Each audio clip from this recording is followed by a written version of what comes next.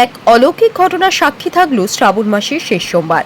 মূলত শ্রাবণ মাস মানে শিব ভক্তদের কাছে একটি বিশেষ মাস, আর তার মধ্যে সোমবার শিব ভক্তদের কাছে একটি বিশেষ দিন। আর ঠিক শ্রাবণ মাসের শেষ সোমবারই ঘটে গেল এক অলৌকিক ঘটনা। এক বিরল দৃশ্য দেখল মুর্শিদাবাদ জেলার বরঞ্চা থানার অন্তর্গত পেটারি গ্রামের মানুষ।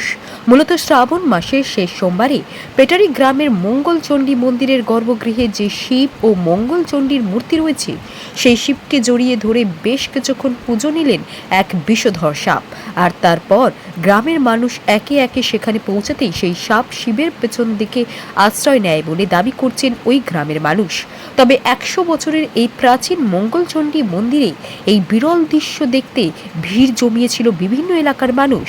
ওই মন্দিরের পুরোহিত পার্থ চট্টোপাধ্যায় মন্দিরে পুজো দিতে এসে দেখে দেবাদিদেব মহাদেব শিবকে এক বিষধর সাপ জড়িয়ে ধরে ফনা তুলে বসে আছে। আর সেই খবর জানাজানি হতেই ঘটনাস্থলে একে একে ভিড় জমায় বিভিন্ন এলাকার মানুষ। তবে সেখানে দর্শনার্থীরা পৌঁছাতেই সেই বিষধর সাপ আশ্রয় নেন মহাদেবের মূর্তির পেছনে। তবে এই ঘটনাটি কতটা অলৌকিক বা কতটা যুক্তিযুক্ত, সেটা দর্শকদের নিজ নিজ ভাব প্রকাশের উপর নির্ভর করবে। পূজা তো করতে হবে তোমার, তা বাবার পিছনে আবার প্রথমে বান গোসাইয়ের কাছে ডান দিকে ঢুকে যাওয়ার পরে আবার পুনরায় বাবার কাছে গিয়ে বাবার পিছনে এবং মায়ের পিছনে গিয়ে আশ্রয় নিয়েছে। তাই সবাই আমার পেটারি চণ্ডী দেবীর নামে, মঙ্গল চণ্ডীর নামে সবাই বলুন হর হর মহাদেব, জয় মা চণ্ডী কি, জয় মা মনসা কি, জয় মা মনসা কি।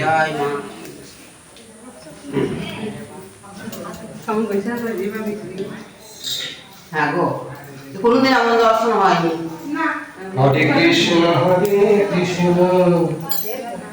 মা কোনো ক্ষতি করবে না, না সব মা চলে যাবে।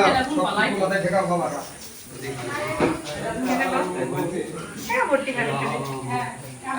বাবার মাথা পুষ্প।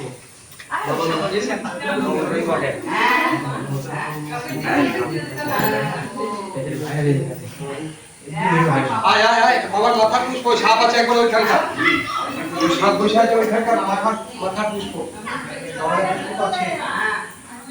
এই জিনিস বিরল, বাবা ভাগ্যে আই ডুঙ্গি জিত বাপ করবে, আমার মনে কি জিত বাপ আজকে এই কথা কোথা ছিলি বাদি? হ্যালো আজকে বলবো না, পড়ে যেছে।